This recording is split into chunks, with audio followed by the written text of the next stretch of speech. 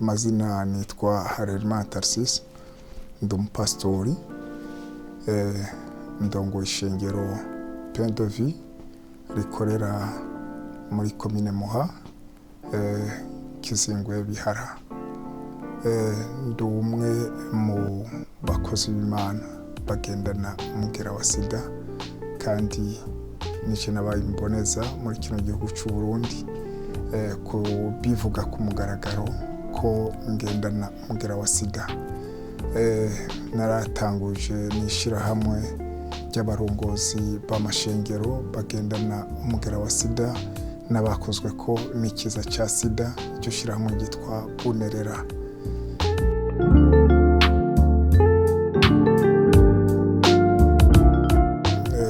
Namenye ko ngendana umugera wa sida mu mwaka w'2002. Nabimenye bivuye mu bihe bidasanzwe nariko ndacamwo mu muryango wanje, ibihe vy'indwara.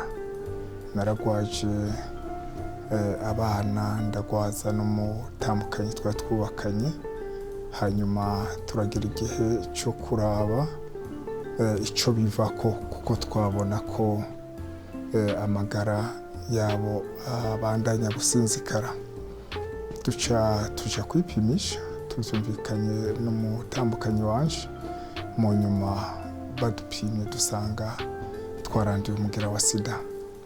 Byari ibihe bitoroshe, byari ibihe by'umubabaro n'agahinda nk'umukozi w'Imana kumenya ko tugendana umugera wa sida.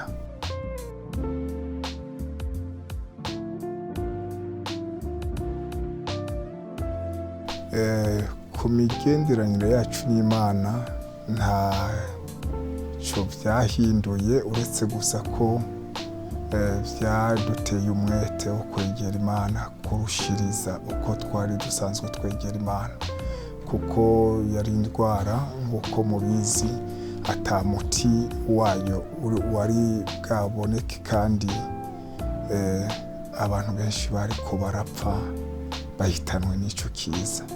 Rero imbere yacu twabona urupfu ico gihe.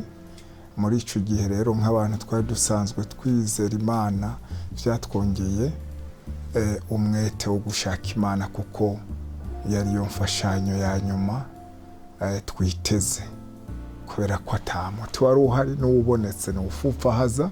Twabona ko ugutabarwa kwacu atahandi kova atari ku Mana yaremye ijuru n'isi.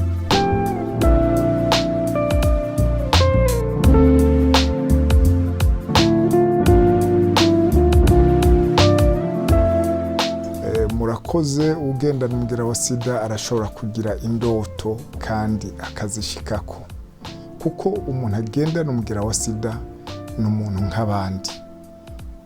Umuntu agendana umugera wa sida amaze kuronka inyigisho, akamara kuronka imfashanyo zikenewe, aho ndavuga ibijanye no kuronka umuti, akawuronka kandi akawufata neza akurikije impanuro abaganga bamuhaye, bituma agira amagara meza.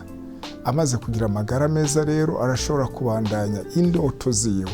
Ari umunyeshure akabandanya akiga, ari umuntu akora akabandanya agakora ibikorwa byo kwiteza imbere, kandi bikamushikana ku ndoto ziwe, kuco yiyumvira.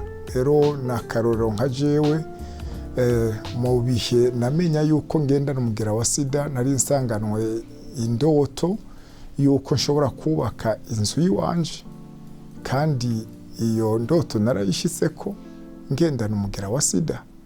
Kandi uyu munsi bimpaye iteka, nk'uko abarundi bavuga ngo gira iwawe wubahwe. Rero umuntu agendana umugera wa sida arashobora kubandanya indoto ziwe kandi akazishikako.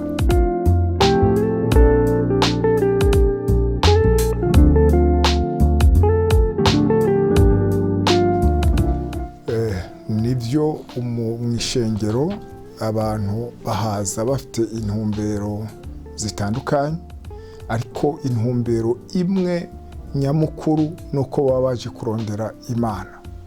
Mu kurondera Imana rero bahura na bene data bandi bari mw'ishengero. mu ishengero rero nico kibanza umuntu agendana umugera wa sida yarakwiye kwiyumva, yarakwiye kwakirwa kandi agashigikirwa. Gushigikirwa ni mu byo umuntu aba akeneye. Umuntu arakeneye kubaho, umuntu arakeneye kumvirizwa, umuntu arakeneye impanuro, umuntu arakeneye gushigikirwa no mu bijyanye n'uburyo ingene umuntu ashobora kuronka icyo afungura, ingene umuntu ashobora kuronka haba, ingene umuntu ashobora kuronka icyo yambara, ingene umuntu ashobora kuronka ingene yigisha umwana wiwe igihe amufise. Ariko kandi ntitugarukiriza ngaho, kuko n'umuntu agendana umugera wa sida ntakwiye kwamara umuntu atega amaboko gusa, kuko uyu munsi nicyo nariko ndavuga, umaze gufata umuti neza ushika ahantu ukomera ukagira amagara meza cyo kimwe n'abandi bantu. Hanyuma rero muri ivyo bihe nta buryo bwo kurera amaboko, nicyo gituma duhimiriza n'abagendana umugera wa sida ko bakwiye gukora ibikorwa byo kwiteza imbere, bakibeshaho, bakabeshaho imiryango yabo, noneho bakagaruka bagafasha n'ishengero.